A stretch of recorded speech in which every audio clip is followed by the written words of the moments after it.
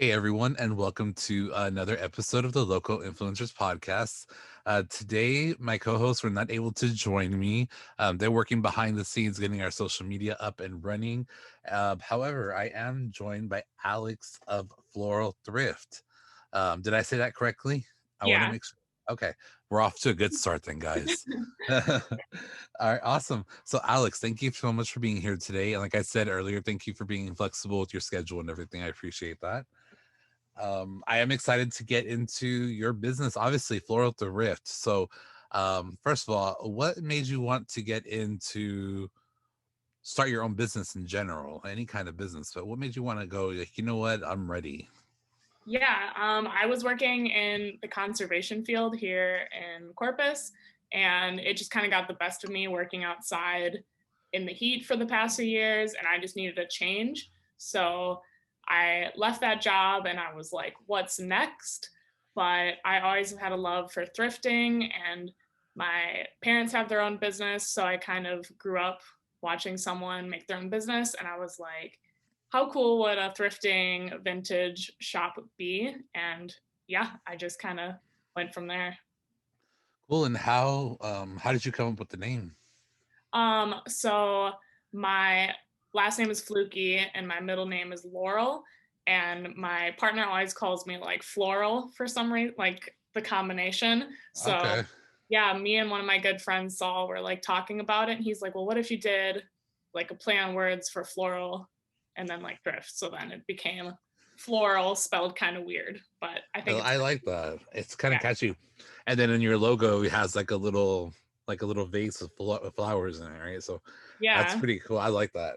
Thank you. Um, Okay, so how long have you been in business and how did you get started? Like you're like, okay, now I'm gonna start my own business now. Here's the next step. So how did you get started? Kind of let everyone know how it Yeah. started. It's kind of just like Corpus has been really good about like if I put energy into it, Corpus has really been good about like being like, heck yeah, let's do this. So I love going to the antique stores at Antique Row on Alameda, and I go to Red Crow Antiques all the time.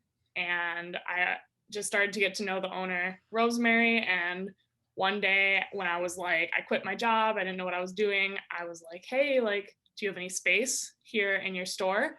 And she was super nice, and I was super nervous about it. I don't know why, but she was like, yeah, I have this shelf in like a big shelving unit, and it was the bottom shelf, and I didn't want to commit too much, so it was like a very low rent. And for the first 3 months, I started in September of 2020, I sold 2 items. So things were not really going well. And then in the new year, I just got lucky and she had a space in a room open, and I split it with two other women that are other antique dealers. And from there, my goal was Popups for the year of 2021. And I've just like hit the ground running and really just been supported by other vintage sellers, other people in Corpus, and it's been super fun. Awesome. And I bet you it's like you get like just like an adrenaline rush out of it and it's exciting and it's yours, right? It's like your little baby. Yeah. Um awesome. And so I saw did were you a part of the People's Market as the very first one? Yeah, I was. It was super fun. And yeah, So it's, you got to know Sam yeah, from a local. I love her. Sam, shout out. yeah, she's great. Yeah, I kind of just kept bugging her and then Monica from 2020 Vintage. I'm like, do you guys have a space? Do you guys have a space? And obviously, I know I'm a very new seller and business, but yeah, like they just had space and welcomed me to the market, and it's been super fun. That's cool. I just interviewed Monica and Sam. We just collaborated. We just announced our collaboration this week. So that's exciting. All right, so cool. What are your long-term goals? So with your business, what is it that you want to do? What do you envision this business turning into? Yeah, it's kind of funny because I think because I kind of came into it so randomly, I don't have a huge like obviously like the dream, at least for me, is to open my own store one day would Mhm. be the coolest thing. I'm also currently going to grad school for public administration at TAMU CC, and just started this year, and it's been super fun. So I'm kind of like, what happens if I get this degree and have a job that kind of pulls me away from, my business? So I think it's going to be taking it day by day, week by week, kind of see what happens. Also, with things like, COVID, it showed us that you really can't plan too far ahead, right? Like COVID hit last year, like it's almost a year ago, because I celebrated my birthday, and literally we celebrated my birthday over the weekend. Literally that Monday was St. Patrick's Day, I think, like the Your 17th. is your birthday? When's your birthday? My birthday's in March on the 10th. I'm on the 16th, so I have the exact Oh, same experience. and so let me tell you, Kat, there's just a little story time. Horrible. Discussing things that we did before COVID, like Yeah. share drinks. Mhm. And so we went out that weekend before everything shut down, and we were at a hookah. They had hookah, and we were all passing around the hookah without, like, Changing we the tip. didn't have, yeah, we didn't change the tips, so we're all friends. But Yeah. still, like, to this day, my best friend of like 20 years, I would never take a drink after her. Like, that's not happening because of Nope. COVID. And so, like, a year later, here I am. I'm like, we are so disgusting. We were disgusting human beings, like. I missed that. Let's bring it back. I missed Yeah. that. Yeah. And like, yeah, so sorry to get off track there, but yeah, I'm It's just okay. saying, with COVID, it showed that you can't really plan. Everybody used to say, like, have a 5-year plan. I'm like, hold on, like, I don't know if I can have a 5-month plan, because Yeah. anything can change from here to there. So are you online with your business at all? I know you're on Instagram, and we'll Yeah. plug that here later before we go. Do you sell any of your pieces online, or? Yeah, it's funny because I haven't like I'm weird. Like I don't really shop through Instagram at all. So I was like, no one must shop through Instagram. And I'm like, that's so like old person. I don't know, not old person, but you know what I mean? That's so like closed I'm minded. like, girl, you are wrong. It's closed minded of me. Like, and like this past pop up, I just had someone buy like 3 items from me, and she's like, "Hey, post a picture on your Instagram of like everything you're selling." And I did that, and I sold like probably double what I would have sold if I hadn't done that. So yeah, all I have is Instagram right now, and just like random people find me and are like, "Can you send me like that copper dustpan you have?" And I'm like, "Of course I will." But I would love to do a website one day. I'm not super talented in that field, so I probably outsource the work to someone. But I'm seeing like it's worth it to push stuff online for sure. And There is a website, and if I can get it, I'll DM you later, where it's so easy that you can actually, like, tag all of your pieces, like your photo. Like, you can put a photo up, and let's say, like, it's a model, like someone just wearing an outfit of the pieces that you have. You can actually tag, like, the necklace, the bracelet, the t-shirt, and you can put prices, and they can click on it, and it'll mm-hmm. take it to for them to check out and buy those pieces. Oh, that's And cool. so if I can find it, and it didn't look too difficult, because I looked at, I have a lot of, like, for another thing I'm doing, and I have another podcast coming out soon. And it's basic on nerdy things. It's called Nerdable Podcast. And so I have a lot of Pokemon cards that I want to sell. Mm. Right. And I'm like, I'm not going to create a website for Pokemon cards. And so that's how I came up with it. So if I can find a link, I'll send it to you. And like I said, it's through Instagram basically. Okay, And yeah. they just click on it, and they can, like, check out and buy it. And so, Yeah. It's yeah, like that's cool. the shipping too. Like I hate going to the post office. Probably like Say, oh my everybody. God. So It's the I'm like, worst. I'll drive like 45 minutes to your house instead of waiting in line for 10 minutes at the frickin' post office. So like, Yeah. I don't know. We'll see. We'll see which direction I go here. Yeah, for sure. The post office is the worst. I The hate worst. it. It's even Uh, worse now with COVID. Yeah. yeah, tell me about it. Like, I'm freaking out because all my Amazon Prime stuff is not taking 2 days. It's taking like 2 weeks. I'm like, don't Like, what test am I me. paying for? Don't test me. I need it in 2 days. Okay, I need it in an hour. I don't need it in 2 days. I need it. I'm used to, like, living in when I lived in Houston. They started that, like, hour delivery. Like, they get it to your Oh house in an my gosh. hour. I can't Yeah, imagine. and now I'm like, what do you mean 2 days? That's crazy. Yeah. So, what are your plans? I know that you said you did the People's Market. Are you going to be doing more markets like that? Did you? I know you obviously you like that experience. So, do you plan Yeah. to do more of those? Yeah. I've done I did the wildflowers pop-up in January. That was my first one. And then I've done two at Vine Juice Company, the Meadowbrook location. Obviously the other one's just like a little box, but Yeah, it's like a I square. It's love like a I love working with them. Like the owner Lisa is so nice. And I'm gonna be doing another one this Friday with Vine Juice Company. And it's like awesome. we're doing some proceeds towards like to help like local farmers who are affected by the really bad weather last week. So that's pretty cool. And then I'm also doing the Good Market on Saturday at the Nueces Brewery. Awesome. Yeah. Josh from Good is actually my next. He's his episode actually comes out on Monday. Oh, Um, awesome. and then speaking of Vine Juice, I'm trying to get them on. So shout out, listen if you're listening Yeah. to this and coming out. Just message her on Uh, Instagram. I bet she'd totally do it. yeah, I think it's because we messaged their Meadowbrook location, or I don't know, something. There's She's confusion. like on it with Instagram. So She'll we're gonna get. Hopefully, by the time this comes out, we'll already have her on. But yeah, Josh's episode is coming out on Monday. So Josh is a really cool guy too, and the good like what he wants to do with that is just amazing. Like his yeah. that whole organization. So what goes into? I have a friend who owns like a little. It's like a small business. Like fashion accessories. Well, Mhm. and I know she does pop-ups, but I've never asked her, and I should have because I interviewed her. But I'll ask you, what goes into getting ready for like a pop-up? Like, what do Yeah. you need? Obviously, there's like an application process. Probably everybody's different. I'm sure they're all different. But like, what Yeah. do you do? What do you need as the business owner to get ready for that?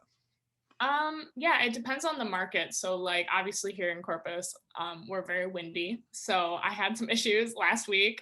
You need some weights if you have a tent. And I recommend a tent for some shade, especially me. I'm very pale and blonde, so I get sunburnt. Um, kinda, and I've just kind of been scrapping together things that I already have. So like an old like folding table, I have a like folding up bookshelf that I use. You kind of just figure it out. And like the nice thing is I sell like home decor as well and just kind of little trinkets. So stuff I'm selling I kind of use in my setup. So like I think a lot of times people are like, oh, she's using that basket to display the wallets. And I'm like, you can buy the basket too. Like buy the Yeah. basket, you know? Like Um, you're like, this is a mini IKEA. You can buy anything. I'll sell like you. everything's for sale. And definitely before markets, I like to try and get a little bit of new inventory that's like exciting stuff that I haven't put out into my booth at the antique store yet. So I definitely do a little bit of sourcing and just kind of do some teasers, try and get some cool items that I know people will be excited about. And yeah, just kind of push it out there and hopefully people show up. You said you've been into thrifting like for a long time. This since I started the podcast, it's become this like I don't know, I've just seen it everywhere, and I'm like, I never realized like we had like these thrift shops, and like Yeah. I didn't know that, and I'm like, I want to go and check these places out, but right now I'm kind of just because I'm getting over COVID, I'm like mask, stay away from people, like I'm like Yeah. people get away, no. And so once I get over my fear of all that, I really want to go into these shops and stuff that I see. So what attracts the whole thrifting process to you? Like what um like antiquing and all that, like what makes that fun for you or exciting? Yeah. I guess like what do you like about that? Yeah, I think it's just I've been doing it like with my mom. Like we used to like get the newspaper, like the Sun or like the Friday newspaper and circle like the garage sales we wanted to go to for like that weekend. Oh So wow, you that's throwback. yeah, like that's like we were just circling and my mom knew where everything was. Obviously I wasn't driving yet. And Yeah. we would just like go out and hit up all the garage sales and like a church sale, like a church garage sale. Those are the best. Like I just and like even in high school, I remember when like thrifting wasn't really that cool. Like it was kind of looked down upon, which is so silly, especially like today. And like I would just go to Goodwill, like that was close to my house, and just like get some like I didn't even really understand what vintage was, but I was like making my own like high-waisted mom shorts and like cool like designer or like t-shirts and stuff. And just I like that it's unique and also that it's like sustainable because you don't have to like buy something from Target. Not that I have anything against Target. Target has its benefits, but like you know, they're making a ton of that and selling it, and just like they're trying to sell, you know, like they want to get things out the door. And thrifting, it's like you can get things that maybe would get thrown away and you're giving them a whole new life, and they get to make someone really happy and like stay with that person for 20 more years. It's just super cool. Yeah, and when I talked to Monica about like vintage pieces and stuff, it's not like fast fashion. You know, Yeah. fast fashion is like, for people that don't know, it's like stuff that you'd find at like any kind of store, like Forever 21 is fast fashion. Like basically they see like a big fashion show where those pieces are handcrafted and stuff, and fast fashion copies them or makes their own version of them Mhm. and just get it out to the consumer quick in big bulk. Yeah. Whereas like vintage pieces and pieces that are going to go into antique stores and thrift shops are better quality because they were handmade. That's why they've lasted 20 years, where your shirt from the Gap isn't going to last you 20 years. You know what I mean? It Yeah. might have like holes in it and you might still say it lasts you, but girl, it ain't going to last you 20 years. You know, Yeah. whereas like these vintage pieces were handcrafted and like each button was hand sewn. And so Yeah. just for people that don't know, I've kind of learned a little so over the Yeah. last few days. And like whenever I'm finding new items, like because I'm obviously like Monica's been selling retail for however long, like, and I've been selling for 5 months, you know.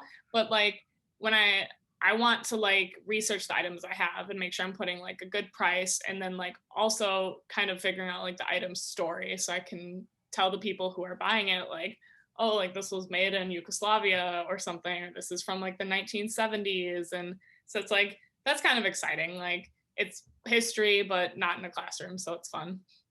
No, that's cool. So where can before we go, like where can people find you, your business? Like right now is the time to plug anything and everything you'd like. So if you want to plug all your social media and stuff and kind of let people know where they can find you. Yeah, I just have my Instagram, so it's at Floral Flaurel and then period thrift.